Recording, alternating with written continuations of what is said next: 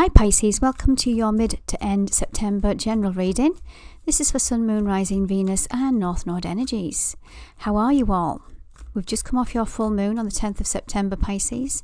So that'll have been powerful for you. What did it illuminate? Let's find out. Let's see what's in store for Pisces.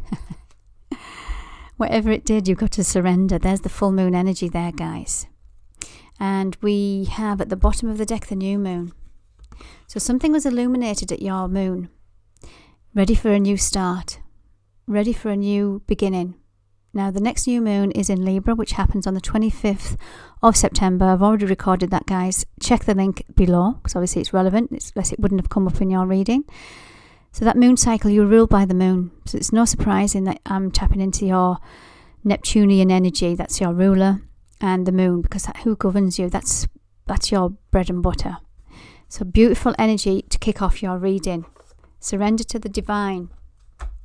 What else do we have in store?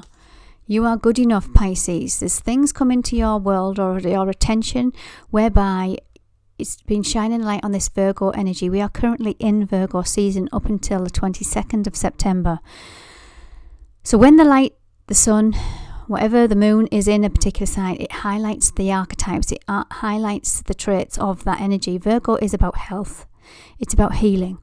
It is about our day-to-day duties, our day-to-day responsibilities. It's about being of service. So there's something that might have come up with that full moon to do with the areas of Virgo, but it's about where you fear not being good enough. So if you are not looking after yourself, you might have some areas in life where you've just think, oh well, I'm not worthy of exercise, nutrition, good nutrition. So you know that's the extreme, but it could apply. You dig your head in the sand, Pisces, and you just think, no, I'm not worthy of giving my body nutrition, health, exercise, and you just, as I say, Pisces is known one of the low vibes for the escapism. Sorry if this feels a bit negative, Pisces, but I'm going to give you what I get. Because one of the good things about being in Virgo season, if you do start to eat well and you have had some kind of wake-up call regards to health, nutrition, responsibilities, stress, that kind of thing, because Virgo can be of service, it can overgive. You've had a wake-up call, and once you start to apply some changes in Virgo season, they can be grounded in and take root and take long-term effects, which is brilliant. So something was highlighted at that full moon that you had to surrender. It wants to bring in a new start, and if it is a new start that's going to be good for you, especially your health, your well-being, great. Virgo's a good time to do that. Now that's not going to apply to everybody. The other traits with Virgo is about being of service, as I've said. So this is where you were given your energy and it's not being reciprocated. So again, you have something's come up at this full moon whereby you're thinking, no, hang on a minute, I'm not being appreciated. So this is where you can change things and put barriers and boundaries in place. Be a bit more discerning with your energy, Pisces, because I know you can. You do like to give. Okay, guys, let's see what else we have. Sorry if that sounded a little bit, I don't want to say dictatorship because I'm not a dictator, but as if I was being the teacher here, but it's just what I get. And if what I get, I've got to give you. And I trust my intuition. Have faith in your dreams, Pisces. Have faith in your dreams. That speaks for itself. Some of you might have lost faith in your dreams, especially if something came up at your full moon. And lo and behold, full moon in Pisces has come up. So balance spirituality and practicality. There you go. So for some of you, because you are a very intuitive sign, you haven't been tapping into just having that sacred space, getting out in nature. Doesn't have to be meditation. Doesn't have to be, getting the tarot cards out, getting a reading. But it can be. It can just be that having some me time, having some reflective time. Mercury's in retrograde right now in the sign of Virgo. So things have been illuminated in this Virgonian energy that want to come into balance, because then we then transcend into Libra. Mercury's in Libra now, which is about balance. Then it goes into Virgo. We are in Virgo season. Then we go into Libra. So there's a dance between this Libra energy, which is about getting the balance right in every area of our life, all relationships, even the ones with ourselves. And then we've got that Virgonian energy about being that critical self, being taking care of ourselves, not being of service, that kind of energy. So this is where the dance is going on, and it will play out for the next couple of weeks or so. So this is saying balance spirituality and practicality, where you are giving your time. Just do a little bit of reflection. Can you take a little bit time just to have some time out for you, some self-care, some self-love? Remember, you are good enough, Pisces, for that. Okay, let's now go into the tarot. See what the tarot have to say for Pisces. Let's see what the tarot have to say. We have the Knight of Pentacles. This is a very slow moving energy. In fact, it's the slowest energy in the Knights. You can see these horses not moving forward. The other Knights have their horses galloping or moving. So this is something that wants to ground into your reality. Remember what I was saying about Virgo being an earth sign, and whatever you start now is going to be grounded for a long time. So whether that's, again, I'm not going to go over health and nutrition and preach.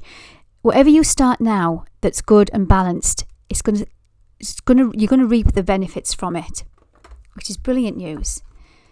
We have the Page of Swords. Some of you might have received a message. Pages can be about messengers that give you some information whereby you've had to take notice of. Now, as I say, we are in Mercury retrograde. So communication can come in. It can be misinterpreted. And this is apparently the downside of a retrograde energy, where things get miscommunicated, misconstrued, illusions, that kind of energy. But some things come in, some kind of information. Now, this can also be immature thoughts within our own mind too. So when the pages come up for me as a reader, I like to say, go within your little inner child within. Go back to childhood, as there's some old thoughts that we've been programmed to believe that lead to us not feeling good enough, not worthy. Okay, this has been a popular energy as well. This is deceit and lies, illusions. Some deception. Where are you deceiving yourself, Pisces? But it could be also deception from others. Where these are illusions, what you've been telling yourself. You are good enough. Have faith in your dreams. That kind of energy. I'm going to clarify the Seven of Swords, but I'm going to continue pulling the cards. Yeah, there's your energy. There's your ruler. This is Neptune. That full moon in Pisces was huge for you guys. Some things were coming in to accumulate, complete. That's what Pisces is all about, and that's what full moons are about. However, when it's in your sign and you've pulled your own ruler, that was big. So this could be playing out for the next couple of weeks, because full moon goes to full moon. So the next full moon is not until the 9th of October, which is in Aries, which is a movement, action orientated energy. So between now and then, things might be coming in to get your attention. You might be put on the Tree of Life. Tree of Life, you go on there to gain enlightenment. Some of you might have been on this already, but it's something to do with deception. What else do we have?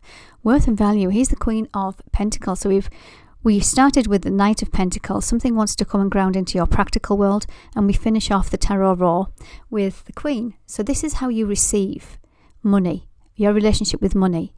The Queen sits on her throne. She's mastered her practical world. She's mastered her relationship with money. She gives her skills, her knowledge, her wisdom with compassion, her money, her time. But also she expects that back in reciprocation. So where is it that you haven't been receiving this? And this is what this is trying to come in for you guys. Right, let's shuffle the cards and see what the gift is. If you're liking this reading, guys, please hit that subscribe button. It does help my channel to grow and prosper. What's the gift for Pisces? Our beautiful, watery, emotional, intuitive Pisces. Wow, Page. Something new wants to come into your practical world. And whatever this illusion is, what this deception is, what you're trying to figure out, something to do with your worth and value, it's going to bring in a new beginning for you guys in your practical world. Practical world can be health, money, job, anything to do with home, anything practical, touchy-feely. It's earth sign. Wow, the star, Aquarius energy. So this is about that higher perspective. This is the wish card, the hope, the faith. Have hope and faith. We pulled this already. Have faith in your dreams, Pisces. But it might be time to look and reflect upon your worth and value, where you're giving your time, your energy, and your love. Okay, guys, brilliant reading. Take care.